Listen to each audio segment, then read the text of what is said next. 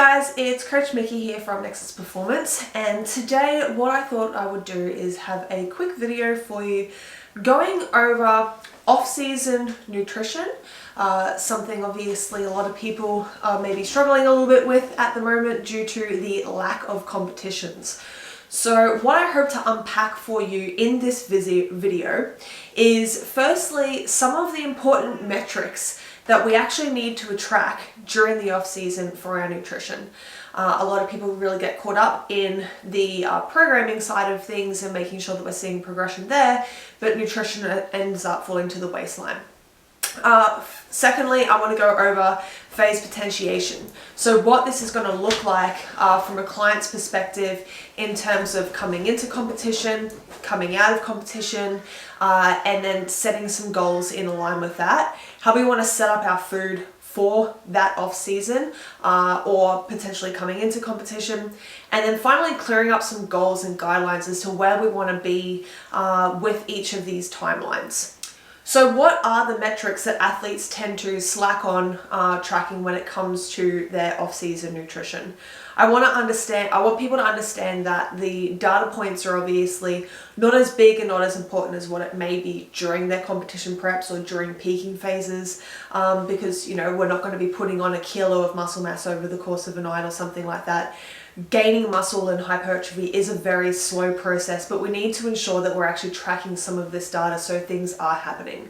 So the first data that I like a lot of people to track, regardless of what phase they're in, is obviously body weight and making sure that we're putting on the ideal rate of gain. So that's usually 0.5 to 1% of their body weight per week. It's quite small, but when you look at this over a large scheme of things, it really does start to add up. This also helps us minimize any unwanted fat gain or excessive fat gain over the course of the client's off season. The second metric that we track is things like photos, making sure that body composition is still in check and we're actually progressing in a nice comfortable fashion, not getting too big, too fluffy, too watery or anything like that. Measurements are a way that we can actually gather some of these data points across different sites over the body, so things like around our legs, around our arms, around our back, chest, waistline, as well as our glutes. So making sure that we're actually seeing growth in areas that we want to be working on the most. And then also we have our scans as well. So not something I necessarily encourage people to do all of the time, but getting things like DEXA scans every 6 to 12 months over the course of different phases can be really helpful to identify that muscle mass is being put on and body fat is being limited as well. I do want to strongly note that when it comes to DEXA scans, that we try and repeat the environment that we're getting those scans done in. So it's the same sort of time of day, same sort of situation, because obviously they are very easily manipulated to have you look really, really big and full and a lot more muscular, with glycogen things influencing the outcomes of our DEXA scans. And then with our training as well, are we actually hitting the volume landmarks that we need to be to ensure gains are happening? Are we actually stimulating proper overload and not getting too caught up on some movements that aren't necessarily going to carry over the same way that we need them to be? So all of these metrics are obviously very important. They're not things, however, that we need to do every single day. The photos, the measurements, and the scans are things that we can do fortnightly, monthly, quarterly, depending on the individual. Let's have a little bit of a look over the phase potentiation, how we can kind of put a plan in place for an individual during their off season. Firstly, we start off with the comp prep itself. We're focusing on things like feeling really good, feeling really recovered, fatigue management.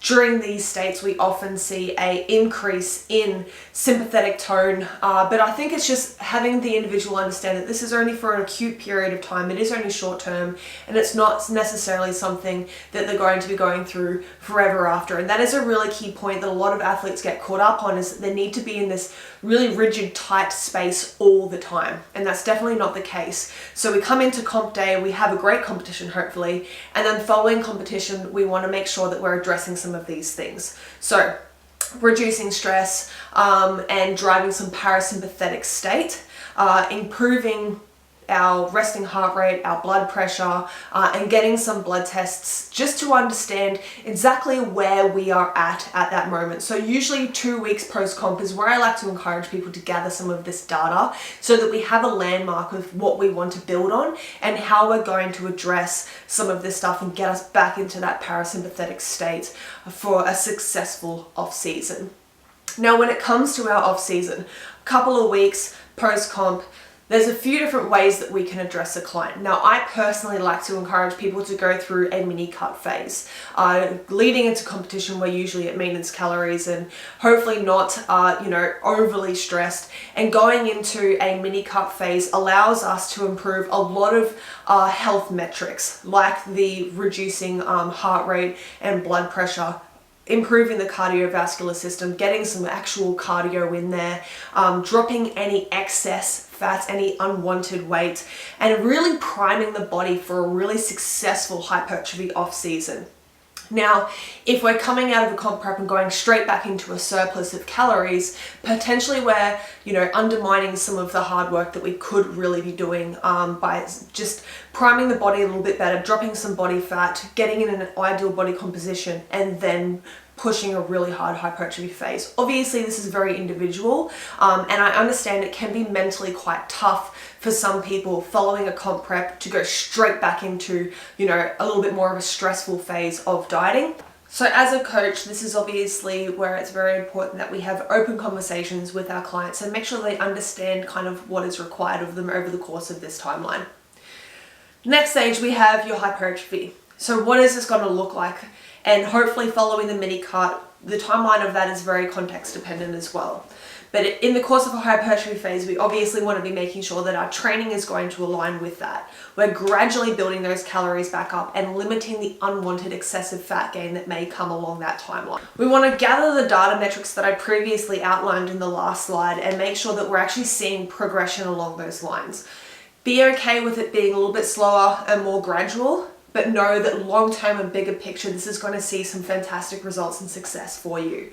So having a plan and a clear direction as to what each of these phases is going to look like is going to ensure that your off-season doesn't go to shit. Often what I see with a lot of people is they set up a plan, but they get lazy with tracking the data, or they get lost in the course of the fact that there isn't actually a competition coming up anytime soon. So everything kind of falls to the waistline and they don't really care too much. So it's really important that we have a clear direction over the course of each of these phases and tracking some of these metrics to see that progress is still happening, understanding that it is going to be a little bit slower. I do want to highlight the fact that we need to ensure that we enjoy life and that we understand that we still have commitments outside of our training and our nutrition goals. So spending some quality time with family and social events and work commitments that potentially you had to sacrifice throughout the course of your previous prep. Enjoy some time with them, enjoy some social events, and just do it in a smart fashion. If you don't need to go completely off plan, just follow through, keep it as simple as you possibly can. Eat your fruits, eat your veggies, eat your protein. And then when you want to go out and have sushi with a family or a friend, you can allow for that little bit of wiggle room because you've done the best that you can throughout the days leading up to that. Make sure that the goals that you set are realistic and they're attainable in line with what your actions currently are. If you have a lot of uni exams or life events coming on, going into a mini cut phase is probably not the best timeline when you're under a lot of other stress. But this is where clearly outlining, long-term plans is going to allow you to have the most amount of success. And that's often where I see most powerlifters, generally the best powerlifters generally seem to be that cut above, is that they are the best planners and they're the best at following through with that as consistently as they can, understanding the reality of what their life has going on.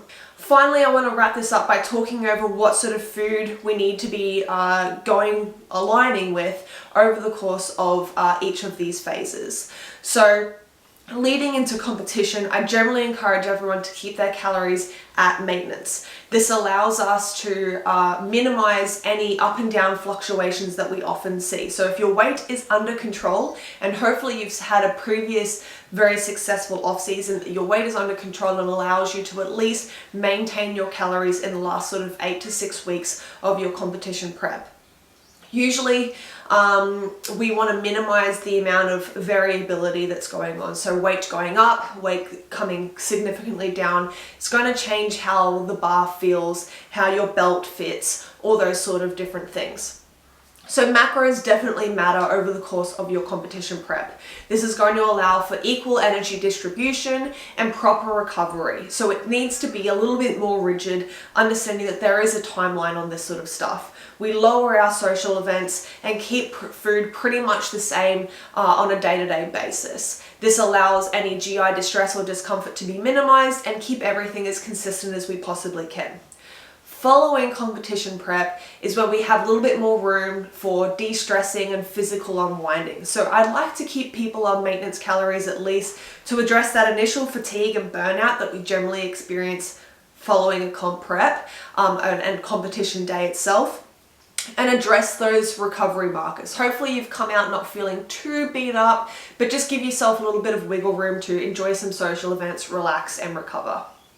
Following that timeline, and again, this is context dependent on, what's going on with your life, we can then start to set goals for what the next window is going to look like. Are we cutting? Are we gaining? Are we maintaining? And a lot of this is going to depend on the success of the competition prep, but also what your life looks like following that. If you have uni exams, weddings, and a lot of social events coming up, going into a really hard dieting phase is probably not the best time for you, and sitting again at maintenance calories, improving other areas of life is probably the right approach. So addressing some of those habits that perhaps dropped off over the course of a comp prep, and making sure that life factors, work, family, all those sort of things are caught back up and everyone's, in a good position.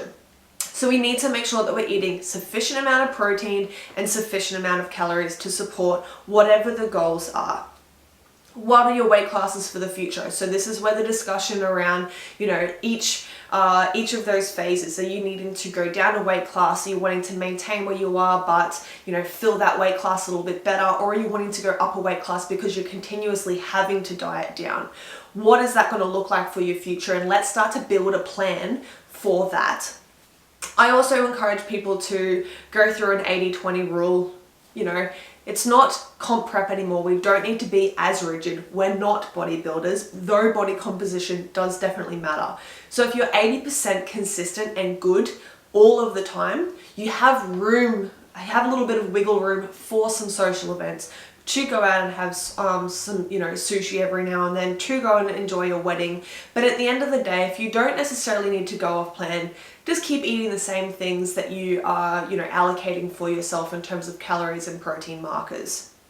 General stress is hopefully lower in your off season in the sense of, your joints and your muscles and your just fatigue can be a little bit easier managed.